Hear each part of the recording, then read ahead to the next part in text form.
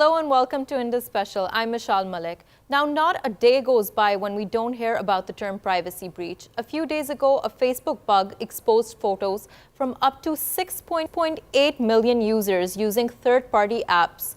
From recent reports, we also know now that smartphones are tracking our location even when we have no idea that they are doing so. Was just one of the many public scandals that has taken place in the Silicon Valley's firms, and they have had to face in terms of privacy breaches. While there is so much ambiguity surrounding the question of privacy, we do know now for certain that we are living in an age of surveillance when much of our information can be easily accessed. Today, we will try to understand how vulnerable we are exactly and what all this information that is being gathered is used for. We're joined right now with Fabrice Appleboyne, who is an online privacy expert. Thank you so much for joining us, Fabrice. Thank you for having me. So, Fabrice, let's move on to trying to understand how exactly has surveillance evolved and been revolutionized ever since the advent of smartphones? There are two kinds of surveillance. The first one that we all notice and that we all use is corporate surveillance, and the two major players are Facebook and Google. Those two companies make most of their profit by using your private data and using it either to sell it to advertisers or to sell it to various partners, like the company who had Donald Trump elected recently, Cambridge Analytica. Then there's another state surveillance. And your situation may vary because both you and I definitely use and are under surveillance by Facebook, but we have very different governments. And both our government and every government in the world is surveilling. It's depending on your government, depending on who you are, depending on what you say, this can be more or less dangerous for your safety. How do third-party apps work in this way in order to ensure that our data is collected? Well, if you're using an Android phone, there is, so to say, no security at all when it comes to your private data. Any app you download on your phone will ask you for some permission that nobody really understands, and if you give them permission, they will go and look at everything from your address book to your geolocation to the various networks that you have in your proximity in order to identify, for example, people you're friend with that you're meeting just using Wi-Fi or Bluetooth.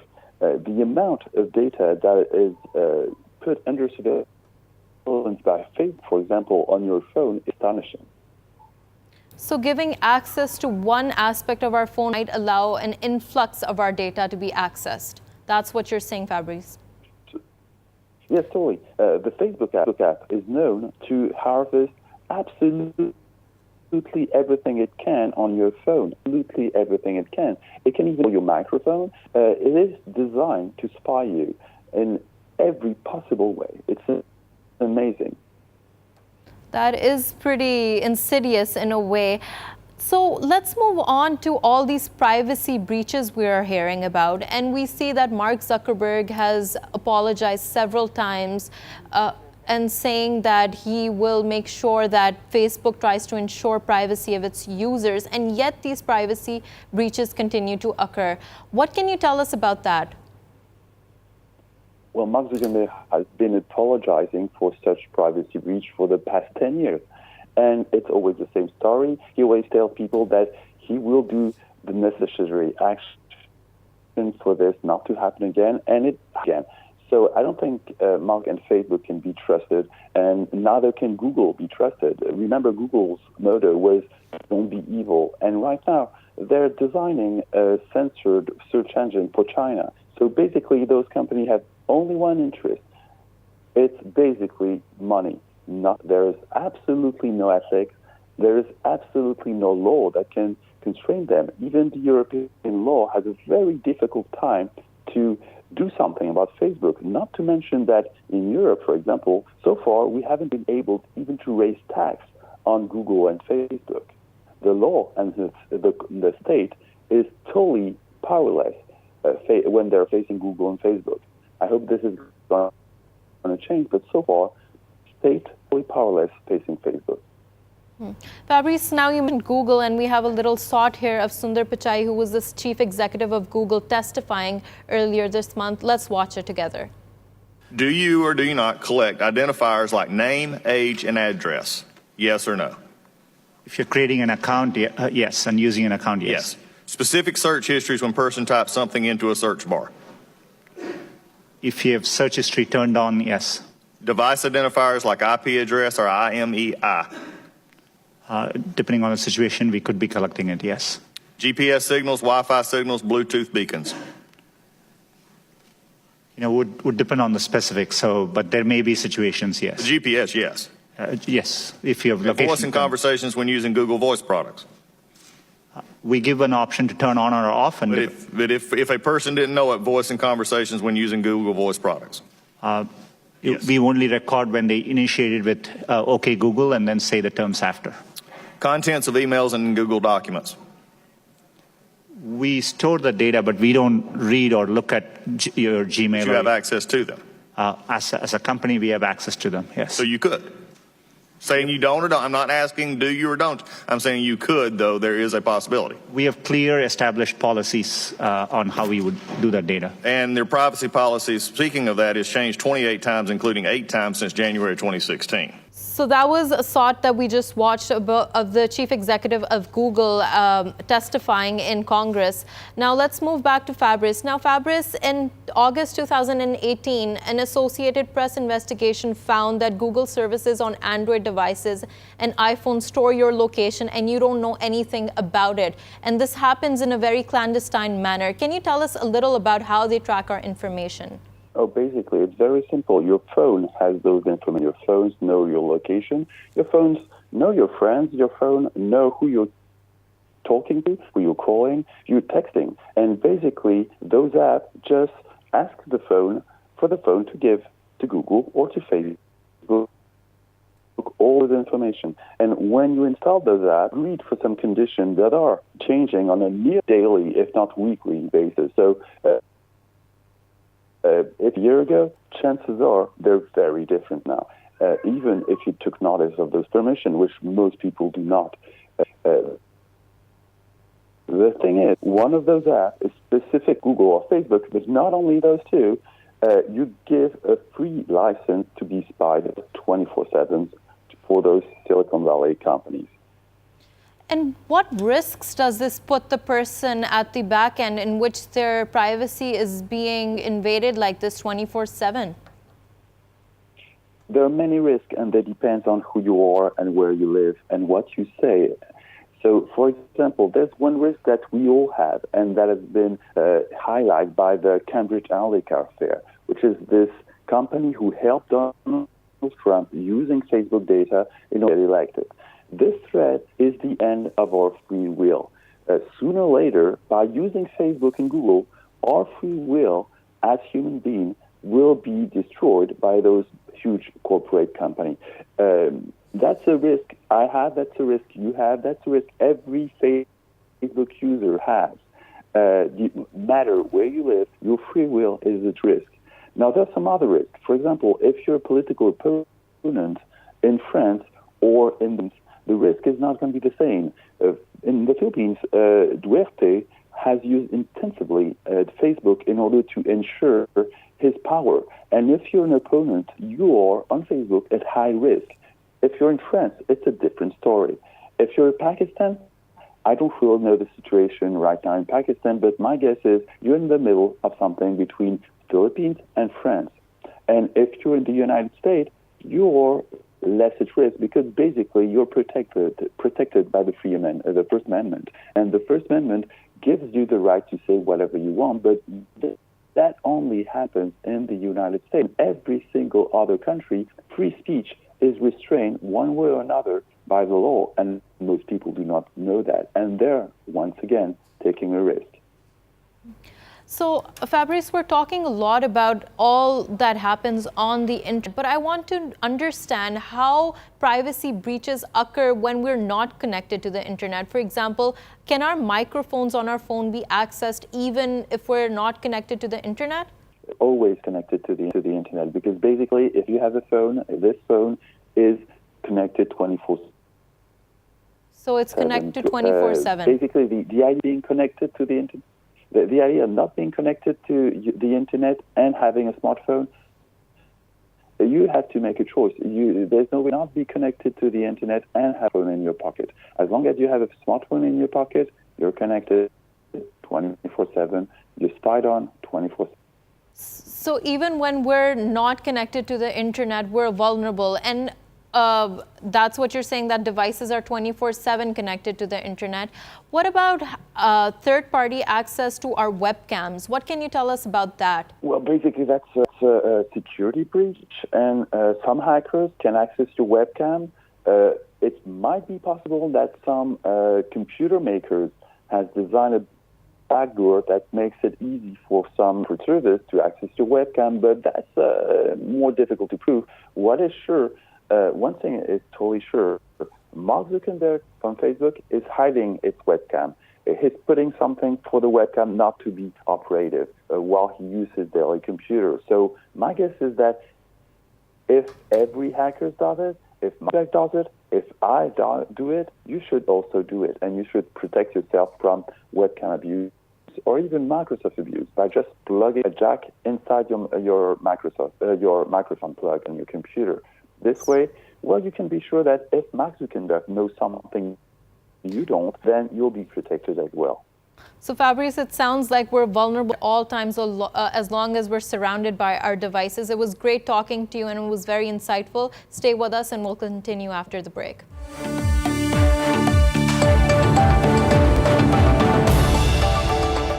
Hello and welcome back to Indus Special.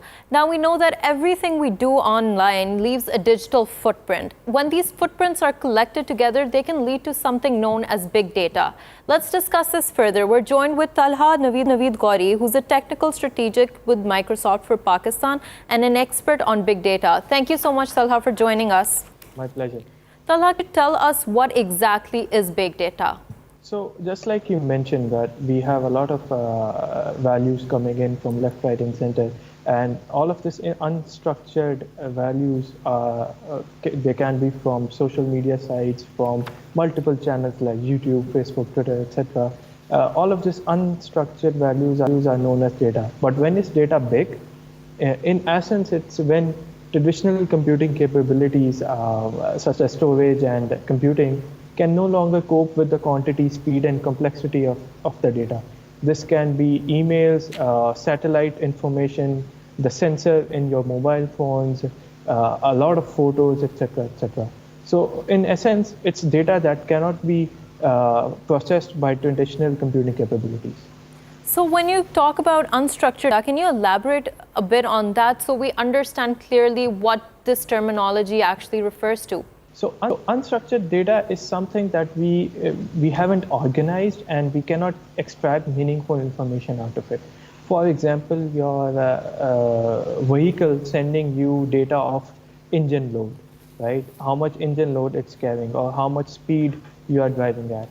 So that's a lot of information. So for example, if I have to pick up speed every second for my car, I need to know, I need to extract that value of speed every second.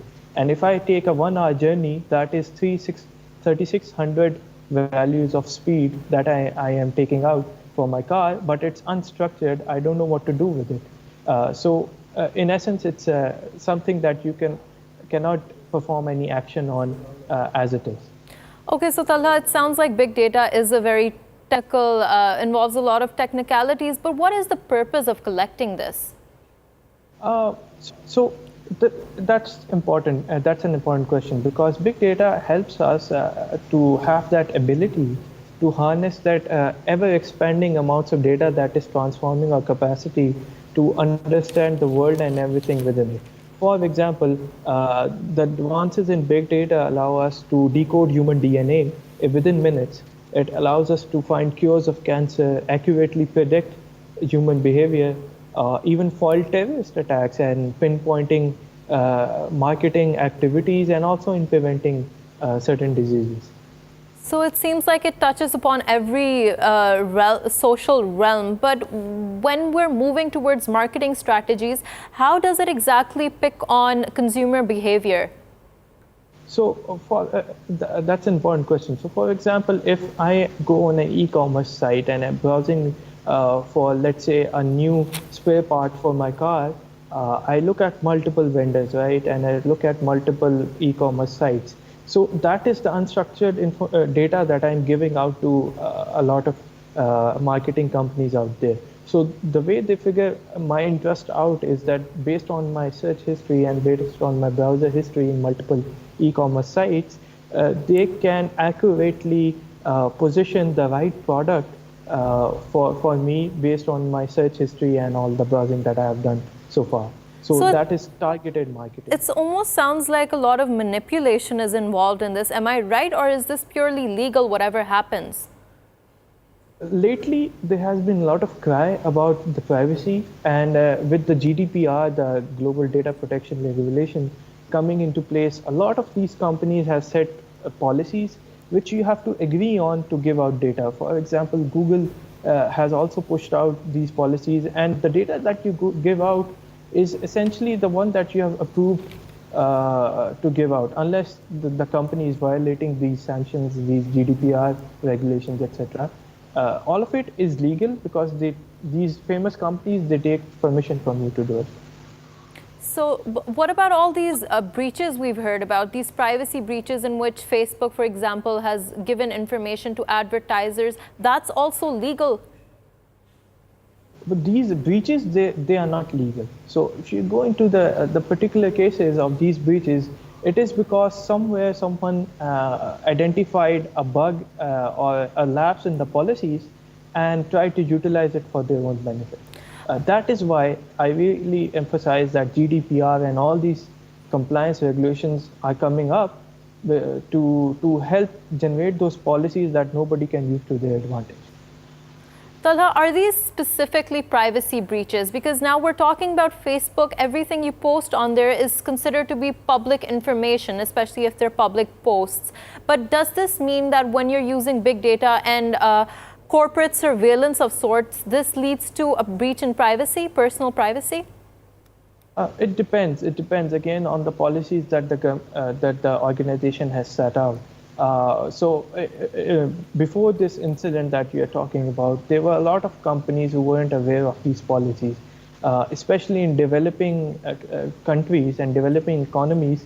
People are not aware of these policies that are in place for data privacy. But in a more developed society like in Europe and in US, there are a lot of laws in place, and you cannot just go around and harness data of private data of people without their permission. So in a way, it's strictly related to policies and how people work around it. Okay, Talha, we're also talking about corporate surveillance here, and I'd like to touch upon that at a deeper level. Could you tell us more about it? How corporate surveillance is occurring on such platforms? So corporate surveillance is a way where these huge giants and these multinational organizations, they can check out your behavior online and think of the marketing and social strategies that they can use to expand their revenue, to expand their products, etc. So in a way, these surveillance do happen, and companies do utilize the social media and all these networks for surveillance purposes. But it's again, I would say it's legal in the framework where people have allowed access to. So if you, for example, go online and Google a person's name, you will see all of the information that is out there in public. And you can extract a lot of information about the personality of that person just by looking at these. There are some corporate organizations which are working on the positive side of these surveillance activities. Talha, just to, I hate to interrupt here, but before we move forward, I'd just like to move a little back. Since this is a technical topic, and just in layman terms, could you take us over what are exactly the steps of surveillance here? Right. So, for example, let's say I am looking for some suspicious behavior on in a certain area. So what I can do is I can go online. I have certain methods which I can use to go online and look for activities in that area. And I can track images, I can track social media, posts, tweets, etc., to see what is happening around there in that area. And if I find someone, let's say, tweeting about a certain attack or a certain, harmful behavior, I can immediately pick that up from the gazillion of tweets and gazillion of posts that I have and take some action on it. So that's how, in a nutshell, companies can track who, or organizations can track who is doing what in specific terms. So they can track what is happening in regards to national security, but also consumer behavior. So it's almost as if big data varies all across these topics and these variety of information. Yes, so I'll tell you what companies are using it for. Threat alert systems, social media monitoring, information mining, document analysis, cybersecurity, targeted marketing. All these are use cases of big data. Talha, so we're talking about big data, and it seems like it is almost everywhere. What are the merits of using this?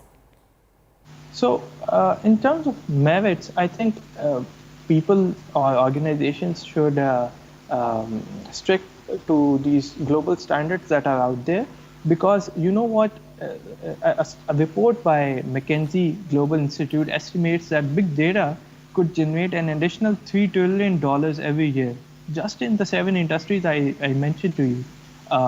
So if we use it in the positive sense, in targeting the right pain points in the world, I think there's a huge opportunity, and I don't see why we need to further discourage the use of big data. We need to use it to its merits and to the regulations that are defined. Talha, so how sensitive is big data to countries? Now, we're hearing so much about it, and you're talking about its merits as well, but are there sensitivities attached to it? Sensitivities, yes. So some countries, for example, do not like to give out their geographical information to some organizations and maps. So definitely, in terms of national security, every country is careful about what data it shares with the external organizations. So you will see with this new concept of cloud, every country is investing in their own data center so that they can keep this data inside their own country. And then there are companies, multinationals, who comply with all these country-specific regulations, and they help countries in maintaining the security of the big data inside their premises. So yes, if harnessed negatively, I think it can overturn governments, it can overturn a lot of regimes. So it's very sensitive. Have we seen any examples in the recent past where this big data has created so much issues within countries? I think a recent example would be the US elections, and how the social media was used to target the voters of the both parties, and their previous history and their past affiliations were used to target them, to convince them to vote for the other party. So I think that is one example. Then the Arab Spring is another example, where a lot of data was used to calculate the sentiments of the users, and to kind of come up with a campaign that can turn over regimes. So what is the future of big data here? What do we foresee in the future? Will it just, will the effort to collect more be bolstered, and will countries move towards protecting it from other nations? Yes, definitely. So on one side, many organizations we see popping up are working on big data and coming up with very innovative measures of providing useful information out of that big data. So in future, we could see things like fewer traffic jams, easier price comparisons, better matching between educational institutions and students. But on the other hand, we can also see countries and organizations protecting themselves against external threats, which exposes their data to harmful information like what is my competitor doing, how is this country looking at their security, and a lot of information about user behavior can also be leaked to external organizations. So in both spectrums, there is a possibility for negative and positive outcome as well. And what are the exact economic benefits of using this? Does this mean that it could potentially influence and help trade? For example, when we take the US-China trade war, could they potentially use big data to target each other in this war, gain leverage over each other? I think, just speaking outside this, like I mentioned, we have a $3 trillion opportunity of big data to around the world, and around 1.6 trillion of that is just in US. So the remaining half of it is for around the world to consume. So I think yes, big data can be used in trade wars as well. But it will be more and more used in empowering the consumers and for national security. But in trade war, I think it's more or less expediting how the consumers of the both parties can benefit from one another. So I think it's more relevant in security and in constructive uses like education and farming and all of that. So when you mention national security here, I want to understand this a bit better. How are we talking about big data helping national security and governments? Because we hear a lot about predictive policing now. Yeah. So definitely, for example, terrorism, proxy war, left-wing extremism, conduct of training by opponents, deployment of forces, sponsoring of non-state actors. There are just a few examples of inputs that can be received by big data analysis, and information can be extracted from all of it. Like what kind of people are entering a certain city, what kind of people are exiting the certain city, what are the sentiments of the people in that part of the city. So a lot of non-state actors rely on sentiments of the locals to spur up some chaos and spur up some irrelevant behavior. So these big data algorithms can actually analyze hundreds of thousands of data to predict when is sometimes terrorist attacks going to happen, where is suspicious behavior being noticed, etc. So yeah, that's the use we can have in national security. Since we mentioned predictive policing here, I wonder if there's a danger involved, because while we're using big data to predict the future, it could also involve infringing upon rights. For example, it could exacerbate the situation of ethnic profiling. What do you have to say about that? What are your opinions? I think yes, if used without a leash, it can be used to in a very harmful way. I was reading about this company who's profiling citizens based on their interaction with the citizen initiatives and with the government portals, etc. And based on their activities just in the street using the cameras out there. But again, that is something very futuristic, and you cannot accurately at the moment. The technology is not that much mature to kind of give ratings to or kind of attach certain labels to the people. But in future, we can see this happening, and it all depends on the mindset of the organizations who want to use it. But the negative impacts are out there, and if used, I think it's a very breach of privacy, and it's just violation of human rights. Talha, you mentioned how it's futuristic, but we are hearing about Facebook's algorithms placing certain labels on individuals and how these labels are in turn used in that process of corporate surveillance that we were talking about earlier. So is it really futuristic? So right now, I was again reading this article where a person was mentioning that in the past we used to go out there in the forest and see things which we like and which we don't like, and we got to decide ourselves that who we like and who we don't like, or what we like and what we don't like. But in this day and age with big data and all of these labels coming in, it's just people decide for us, or these big data organizations decide for us what we like and what we don't like, and that is actually harming our ability to discover for ourselves. So yes, you are very right, and these companies, I think there needs to be a leash on it, and that is where these organizations are coming in, and these labels are totally, I think, irrelevant and motivated by external organizations and external bodies. So can we talk a little more about these algorithms? Facebook's algorithms are often seen to be black boxes and no one can figure them out. They're so confusing. What is exactly dangerous? What is exactly insidious about them? So I think the generic algorithms for behavior analysis are very simple. I mean, you can look at the person's past interactions, their social network, the people that they mostly interact with, the posts that they make, the pictures that they post.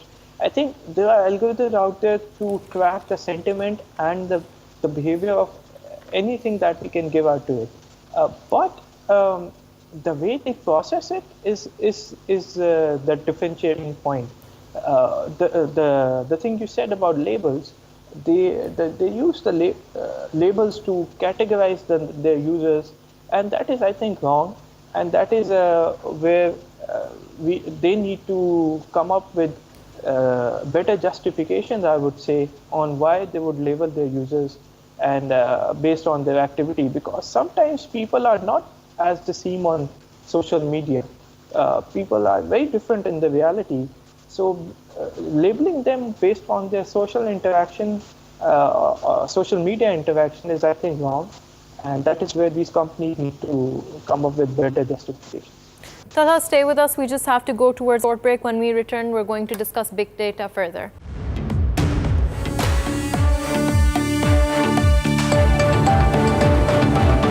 Welcome back to Indus Special. We're discussing big data, and now we're also joined with Dr. Farhan Virk, who is a social media activist. Thank you so much for joining us, Dr. Virk. What do you think about surveillance after 9/11? How has it changed? And do you think the amount of surveillance is in fact necessary? Surveillance is very necessary to keep the audience in check. Like in the case of ISIS and other terrorist organizations, they have mostly recruited their terrorists by using the social media networks. The same applies in the case of Pakistan, because in the case of Pakistan, we see many militant organizations like SSP, LEJ. They are all running pages via Facebook or through Twitter, and they are recruiting people. They are making people their friends. They are talking to them. They are influencing them. They are influencing them with their content. They are spreading propaganda videos. It's all happening on the social media, and this needs to be surveilled in order to collect the information of these people so that these people can be arrested or captured. Dr. Virk, but that means that you are, you mentioned Pakistan specifically here, so 220 million people, and out of those who ever use Facebook or social media, they're under surveillance in threat of perhaps that they might be involved in these activities. Not everyone is. In Pakistan, the surveillance process is very low as compared to the other countries. So in Pakistan, our FIA has contact with the Facebook authorities, but mostly the Facebook authorities provide us information quite late. Like it takes about 15 to 20 days to process such information requests. So in the case of our country specifically, the government is trying to make surveillance possible for the terrorist networks, but it's not up to the standards of the other Western countries. So how exactly is privacy breached here when you're saying surveillance is necessary in this day and age to tackle several issues and threats to society? But how does it breach privacy in your opinion? It starts breaching privacy when you start taking the different profiles of people, and then you start collecting their data and use them for the purpose of advertisements. I think that's the place where the privacy breach. Like in the case of Facebook, when you read their terms and conditions, they have specifically mentioned that we collect all the data of our users and we know that whose pictures they are taking, when are they taking those pictures, when they are uploading those pictures. Similarly, in the case of when you use the other applications like Google Chrome and other softwares, whenever you type anything for the information, like for example, I want to buy a cat, and I will go to Google and I will search for the term cat. Facebook will start showing me the specific advertisement for cat-related products.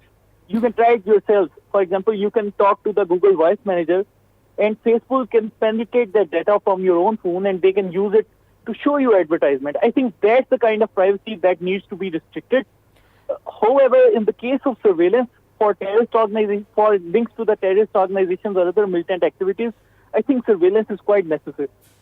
Talha, taking this point towards you, Dr. Virk stated that privacy and surveillance, this amount of surveillance is necessary in this day and age. Do you agree? Do you not believe that it is infringing upon basic human rights? I think with the increased terrorist activities and the global image at the moment, I think these surveillance activities are very much important. And they should comply with the global standards as well, and not breaching anyone's personal privacy by only taking information that is approved by the user to take. Thank you so much, Talha Naveed Gauri, for joining us. It was a pleasure talking to you. Let's continue our discussion with Dr. Virk. Dr. Virk, you're talking about the fact that surveillance is necessary. And we all understand now that the devices we have around us are constantly monitoring us, and yet we're using them actively. Do you think society at large has become complacent to the idea of being under surveillance? I think the society has become complacent because whenever you go outside, you go on the roads, you go on parks, you go everywhere, there are security cameras. So just like similar to the security cameras that monitor your every activity, they monitor where you are going, I think same type of surveillance is very necessary in the case of Facebook, because the social media is a medium which is used by young juvenile minds. They don't have their own proper thinking system, and whenever Dr. they go on to such propaganda sites or propaganda pages, but just to correct myself, I don't mean specifically social media. I mean the iPhone we have. It can be accessed through our microphones can be accessed, our location can be identified even when we don't give permission to do so. So do you think we're also complacent to that? I don't think we are, and I don't think there is such type of surveillance. Like, I genuinely don't believe in it. You genuinely... I don't think every user is at risk to this, especially in the third world countries. I don't think it's a problem. It's a problem in the Western world, but in countries like ours, I don't think it's such a major issue. But most of the cities in Pakistan are located on Google Maps, and an Associated Press investigation in 2018 concluded that even when we don't give access to Google Maps, it tracks our location. So it is very much a problem here as well. But what would they do with such sort of information? Like I don't think it's important for them. Like, this is a second issue here in countries like ours. Like, we have so many users of mobile phones everywhere, so such type of surveillance, it doesn't mean anything. Like, would they track the location of every person and would they use it or something like that? Like, these are, this sounds more like a conspiracy theory to me rather than an actual truth. So you don't believe in the investigation that proved that this is happening? No, I believe the investigation, but I think that even if Google knows, like, this does not matter. We have millions of cell phones in Pakistan, so what would they do with all this big data? It's like sort of a secondary issue here. So let's move on to the corporate sector, where they're using surveillance in order to monitor what we're doing and our likes and dislikes. What do you think can be particularly dangerous in this scenario? I think the major dangerous part of it is the advertisement business. Like, the advertisement companies, they're taking all the data, they're using it to their influence, and they're using that to influence people. And it is becoming a problem in Pakistan. All the advertisement companies, like, we can take every big shopping platform, they're taking data from Facebook, they're using it, they're utilizing it to influence the audience, they're influencing the young minds. So many times when you don't need something, you are basically pushed again and again and again to buy that thing from the social media mediums, and especially via your cell phones. Like in the case of your own cell phone browsers, they are showing you continuous ads, and they are pushing your mind to buy something which you don't need. I think that's the type of thing that needs to stop, and it's not stopping right till now. Dr. Vic, so it's not stopping, and we are seeing that it's snowballing into this larger issue. But can you take us through the process of how they make money off of this? How Facebook and other platforms giving access to user data to advertisers, they make money? Yes, I can brief you about this. Like, if I can tell you the Facebook privacy policy, they say that we collect the content and other information we provide when we use our services, including when you sign up for an account, create or share a message or communicate with the others. We also collect all the other sorts of information. Like, this is basically mentioned in their own privacy policy. Such privacy policy is basically then given to the third parties. Those third parties, they collect all this big data, they get a hold of your information, they know what you're doing, and then such apps, they also start influencing your own cell phone software. Like, you search any term, that search term that gets into their system, they know that you are typing this thing. For example, if you are searching any hotel, they will start showing you hotel recommendations, and they will only show you those hotels which have paid them more. For example, in the case of Google, if you are searching for hotels and a person has given more money to share his hotel on Google, the Google will basically start showing you such businesses. I think such practices need to stop, and the public gets to decide what they want instead of such mediums telling you what you need to buy. So big data, you mentioned it here, how all this information accumulates towards it. How do you see that in the future? How would that add to understanding consumer behavior and influencing it? I think in future it will become a major issue, and all the advertisement platforms, they are already working on it. How so will it become a major issue in the future? But I think in the upcoming 5 or 6 years, this will become a very big thing, and this amount of information being transferred to the third parties will definitely increase, and it will cause a big problem in our society. How will it exactly cause a big problem? It will cause problem in terms of small businesses getting affected. Like, for example, in the case of any large corporation, they will pay huge monies to all these mediums like Google, Facebook, Twitter, or any other advertisement media. They will pay huge sums of money, and they will take all the business. They will show their ads, and in return, the small manufacturers will get hugely affected by this. But doesn't that already happen? Larger companies have the advantage of employing and more experts in terms of analyzing data and trying to infer consumer behavior from it. How is that going to change in the future? It's already happening, but the problem is it will tend to increase further and further, and it will make business impossible for other people to start or initiate. Like, we won't have any new businesses coming soon by this method. And what do you think that will have as an impact on the overall economy? I think it will definitely be a problem, because the rich will continue to grow richer and the poor won't technically have any business. All the business ideas will start dying. The big businesses will control all the markets, all the platform, and they will have all the opportunities, while the smaller businesses, they tend to grow, even though the ratio is less, but still there are small businesses which are technically thriving. But in the future, they will completely die down, and the entire business scenario will shift to the bigger enterprises and the bigger mediums. So what about in the present, when we're talking about consumer behavior? A lot of research shows that it is not inextricably linked, but it is influenced by Twitter trends. What do you have to say about that? I think the Facebook, Twitter, and the other mediums, they first need to stop selling all this information to the third parties. Like, they have not mentioned that in their contract, but it has been done many times in the past. Facebook has apologized for it many times. They have acknowledged this problem. It has happened many times. Then similarly, there have been some hacks in the Facebook system. Like, these social media applications, they need to stop giving data to the third parties. They should give this right to the consumers, that whether they want their information being given to the third parties or not. If some consumers are agreeing for it and they think that it's suitable for them, then they should have this opportunity, but it should not be done to all the users on the platform. Like, that's a problem. Specifically talking about, you mentioned Facebook and Twitter both right now, but specifically talking about Twitter, do you think that products that are trending are done so organically, or is there a larger mechanism at the backhand in place?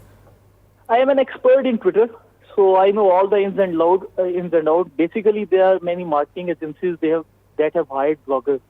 Those bloggers are paid for every hashtag which they trend. So they are not being trending organically. Basically, they are paid, the organizations, they pay the bloggers, and in return, the bloggers do their promotion. Like, I don't think it's a malpractice, but the Twitter trends are not organic. They're not organic at all. They're not organic at all. They're all inorganic, and they're generated by bloggers who are paid to trend such stuff. So how do you think Twitter will be used in the future differently than it is being used now? Or do you believe there will be no changes? Going towards the same model as Facebook, and I don't think there will be any improvement in that. Twitter will continue to encourage more. Twitter will continue to encourage more advertisers because they are currently generating less revenue. So they will, I think, instead of getting an improvement, the conditions will get worse in the future. Thank you so much, Dr. Farhan, for joining us. It was a pleasure talking to you. Hope you liked today's episode. We'll see you again tomorrow.